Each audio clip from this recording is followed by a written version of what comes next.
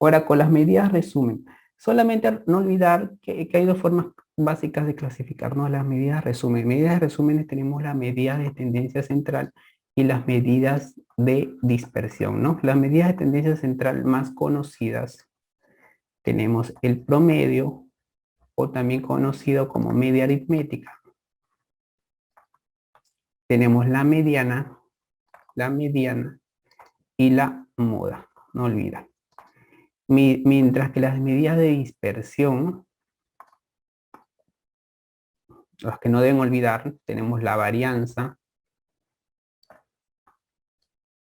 la desviación estándar, ¿no? La desviación estándar. Eso es lo mínimo que deben recordar, es lo mínimo. Ya con esto al menos se van a la guerra.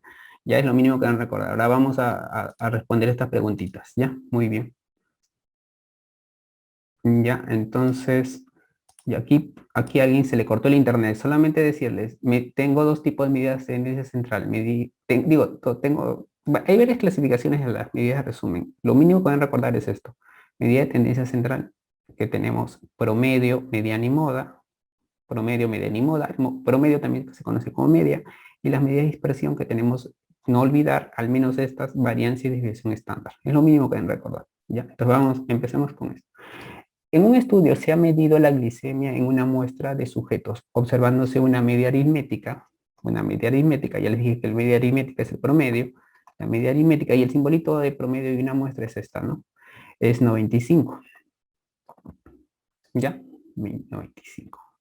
Bueno, aquí las iniciales están mal, hay que colocarle miligramos por decilitro, ahí hay un error, ya bueno, ya por si acaso, ya, ahí se nos ha ido. Y la mediana es, ¿cuánto sería? 90, dice. Ya, entonces, ¿cómo se interpreta estos valores? Ya, entonces vamos a ponerlo acá. Vamos a ponerlo acá. Ya. ¿Cómo se interpreta esto?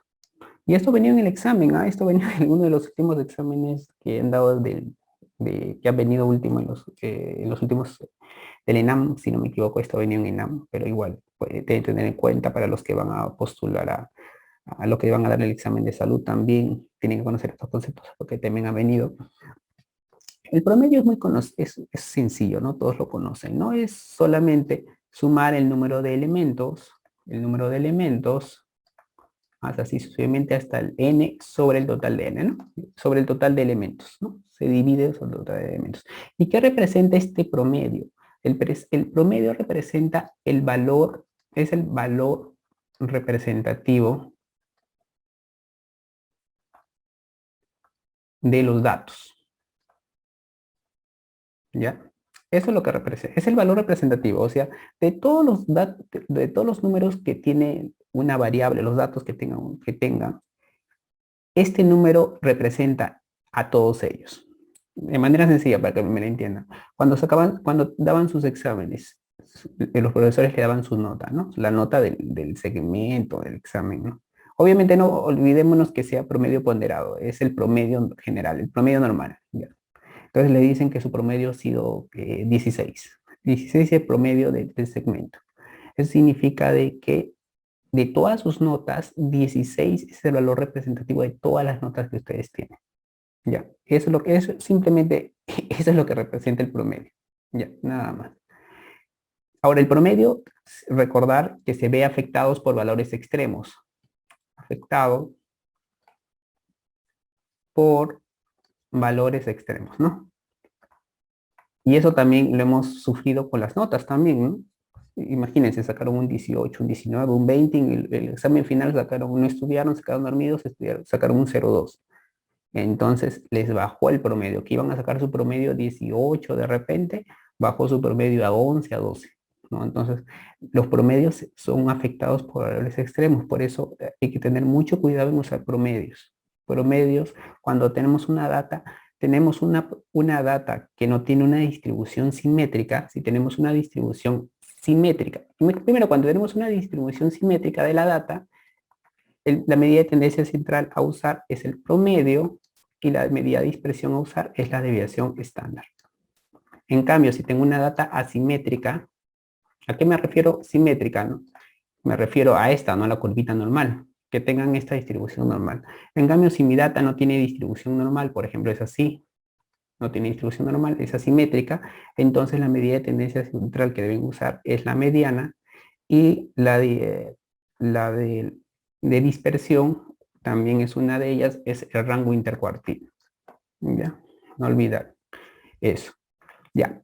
Ahora la mediana. ¿Qué representa la mediana? La mediana es fácil. Imagínense que ordenemos todos los datos del menor al mayor. Ordenamos los datos del menor al mayor. Por ejemplo, la glicemia más bajita, que fue 40, imagínense, y la glicemia máxima, por ejemplo, fue 600, imagínense. Por ahí le midieron 600. Ahora, la glicemia promedio, digo, la mediana, la que está en el medio, la glicemia que está en el medio, si dividimos los datos en dos partes iguales, o sea, lo dividimos los datos en partes iguales, o sea, aquí está el 50% y aquí está el 50%, este valor de acá, eso es la mediana. ¿Ya? Este valor que está ahí en el medio de todos los valores, eso se denomina la mediana. ¿Y qué representa la mediana? Indica que, en este ejemplo, que el 50% de los valores de glicemia se encuentran por debajo de 90 y el otro 50% se encuentran por encima de 90. Eso es lo que representa la mediana. ¿Ya? Es sencillito.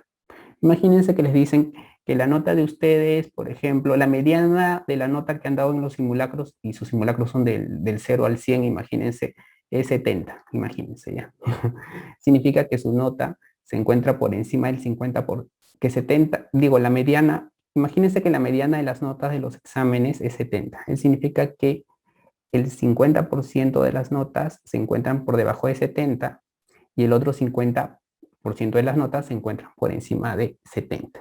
Eso es lo que representa la mediana. Y eso vino en el examen, en el examen último del ENAM, como les dijo, y la respuesta se sacaba por eso. Ya, hace un rato les dije medidas de dispersión. ¿Cuáles son las medidas de dispersión? Tenemos la varianza, tenemos la desviación estándar, estas son las más conocidas. Hay algunos que también lo consideran al rango como medida de dispersión, al rango. Hace un ratito hablamos del rango intercuartil. El rango intercuartil es la resta del cuartil 3 menos el cuartil 1, ¿no?